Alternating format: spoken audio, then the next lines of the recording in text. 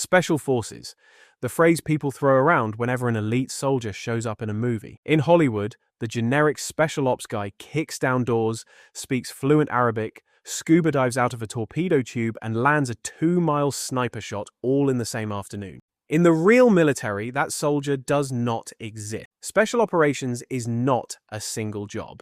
It is a collection of hyper-specialized sub-disciplines built for completely different environments, physics, and mission parameters. Send a hostage rescue team to the Arctic tundra, and they freeze before finding the target.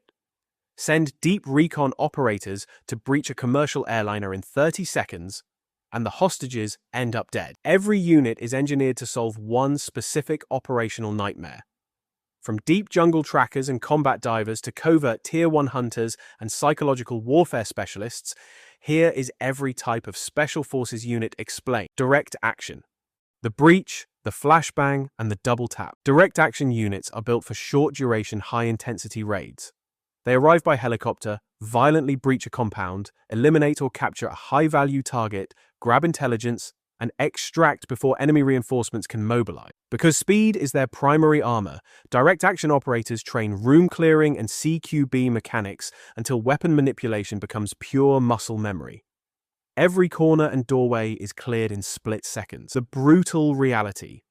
Direct action is noisy, dangerous, and has almost zero stamina.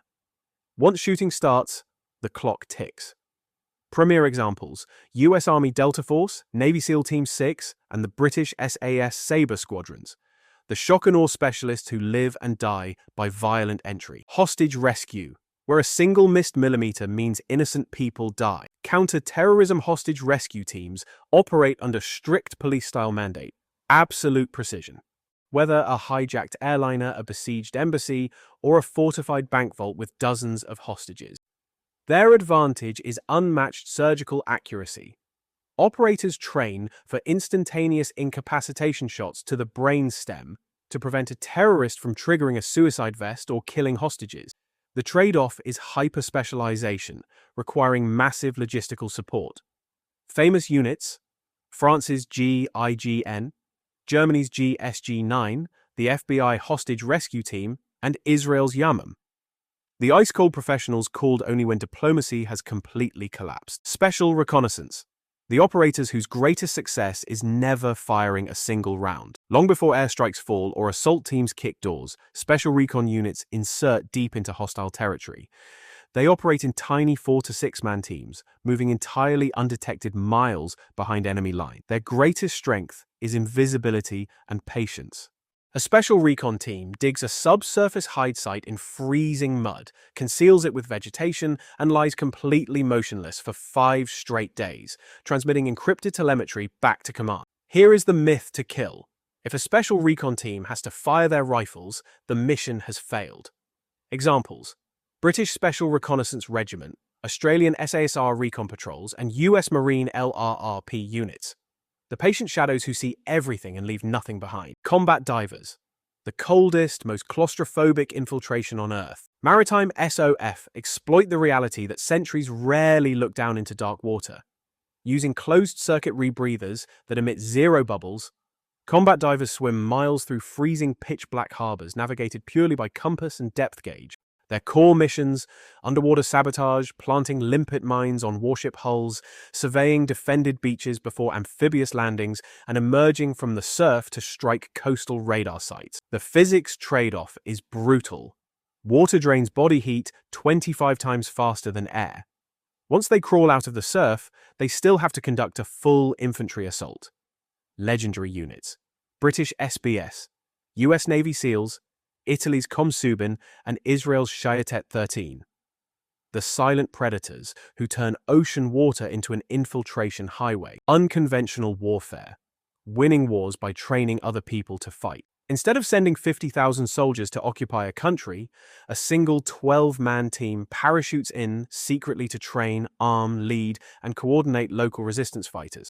These operators are not just trigger pullers. They are diplomats, engineers, cultural experts, and master teachers. A single Green Beret. ODA team can turn an unorganized village militia into a devastating guerrilla force, tying down an entire enemy division. The challenge is time and politics. Unconventional warfare takes months or years of patient relationship building. The gold standard: US Army Special Forces, Green Berets, and French Foreign Legion advisory detachments. The tactical teachers who turn insurgencies into armies, combat controllers, one man carrying the firepower of an entire aircraft carrier. Air Force Combat Control Teams are certified air traffic controllers who can parachute into an unsecured jungle, clear a makeshift airstrip, and direct dozens of incoming fighter jets, attack helicopters, and AC-130 gunships simultaneously. Their unique capability is air-to-ground integration. When an assault team is pinned down, the combat controller brings precision 2,000-pound smart bombs down within 50 meters of friendly positions. The burden is overwhelming cognitive load. One mistake in coordinates kills his own team. He must stay calm under fire while managing 3 radio nets and 5 aircraft stacked above. Masters: US Air Force combat controllers and British forward air controllers. The airmen who bring the wrath of God down on coordinate. Combat, search, and rescue.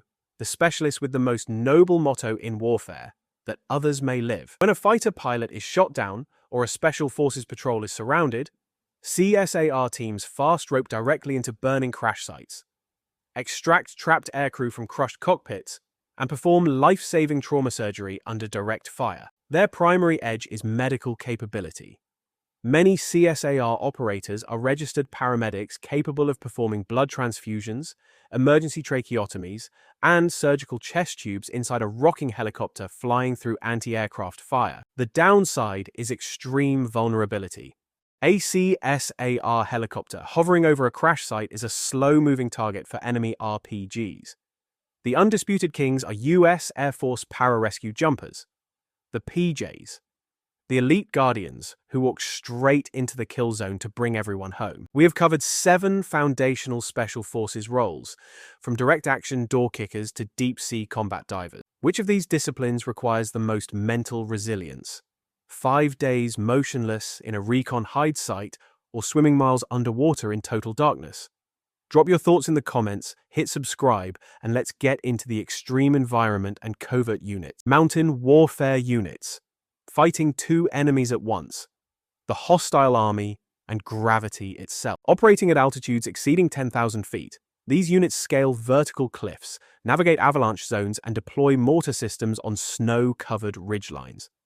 Their advantage: high ground domination controls the entire valley below. The physical reality: the environment kills more operators than bullets.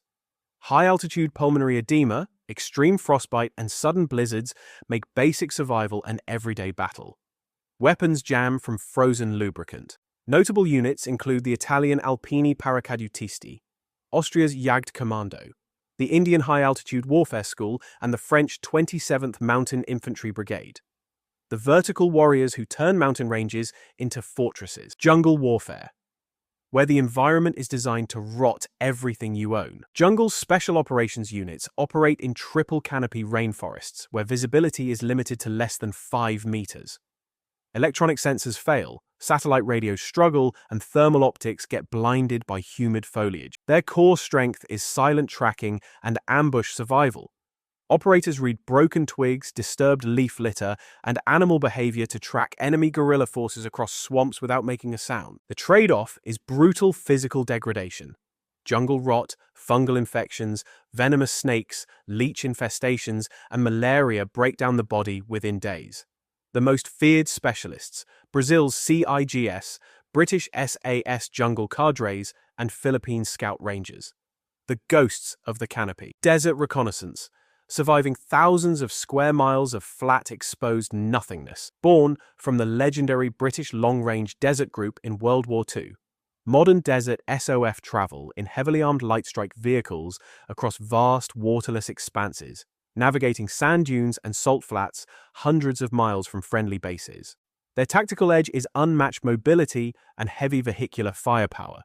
Equipped with heavy machine guns, grenade launchers, and anti-tank missiles, they strike remote logistics hubs at catastrophic speed and disappear back into the desert. The killer constraint is logistics and heat.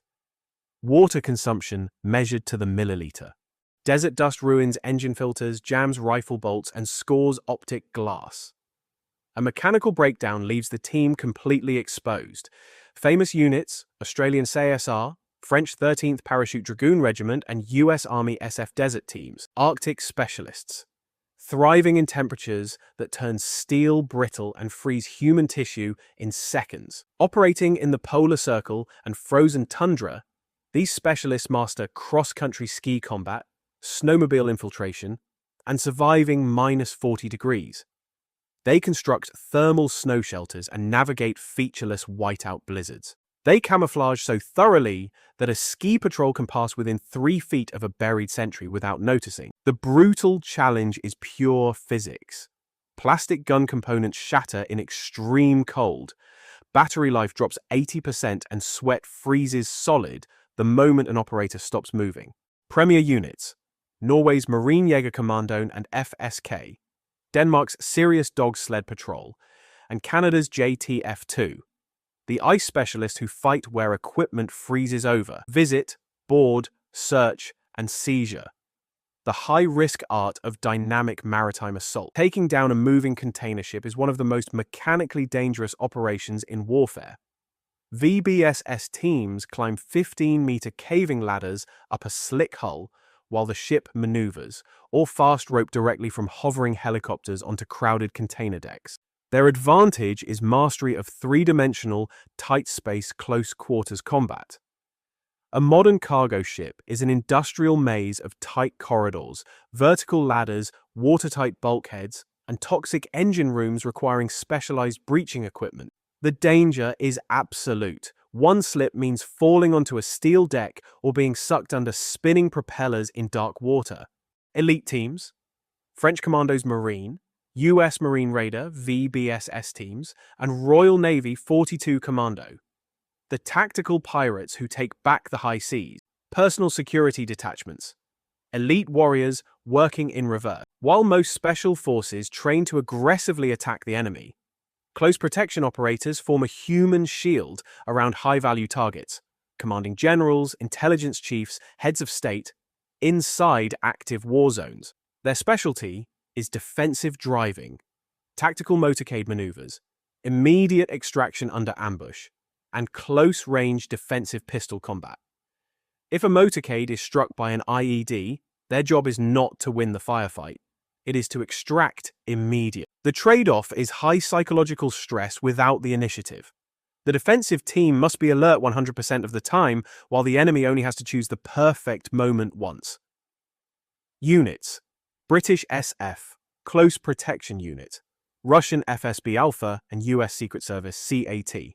The tactical guardians who absorb the blow so leaders survive. Clandestine Tier 1 units, the operators whose existence governments deny for decades. Unlike conventional special forces who wear military uniforms and fly marked helicopters, clandestine operators work under deep civilian cover, known by changing code names like the Activity, ISA, or CIA Ground Branch, without military support or Geneva Convention protections. Their mission is covert intelligence preparation, recruiting foreign assets, planting tapping devices inside hostile ministry buildings, conducting untraceable vehicle tracking, and establishing safe houses before major kinetic operations begin. Their unique strength is blending into the crowd. They do not look like bodybuilders in camouflage. They look like local businessmen, journalists, or aid workers who can walk past military checkpoints without raising a single eyebrow. The catastrophic risk: if captured, there is no official rescue mission and no uniform to protect them from espionage charges. They are completely on their own. The shadows behind the shadows. PSYOPs Special Forces, the soldiers who defeat an enemy without firing a shot. Warfare is not just fought with kinetic ammunition, it is fought in the minds of the enemy command and population. PSYOPS, specialists analyze cultural weaknesses, run deception campaigns, and deploy targeted digital narratives to convince enemy garrisons to surrender before the main assault begins. Their weapon is information superiority. A single, well-executed psychological operation can cause an entire enemy brigade to abandon their defensive lines, saving thousands of friendly lives. The limitation: Psychological warfare cannot replace defeat on the physical battlefield. It is a multiplier, not a substitute for hard power. The most advanced units, US Army 4th and 8th Psychological Operations Groups and British 77th Brigade. The tactical strategists who win the war before the first shot is fired. 15 distinct special forces roles, from the deep freeze of the Arctic Circle and the dark depths of harbor waters to the violent breach of a counter-terrorist assault team. There is no universal super soldier. True elite capability is about taking one impossible mission parameter and training it to absolute perfection. Which of these special forces disciplines surprised you the most? And which unit do you think faces the hardest training on Earth? Drop your take in the comments below. Hit that like button, subscribe to the channel, and check out our other tactical deep dives. See you in the next one.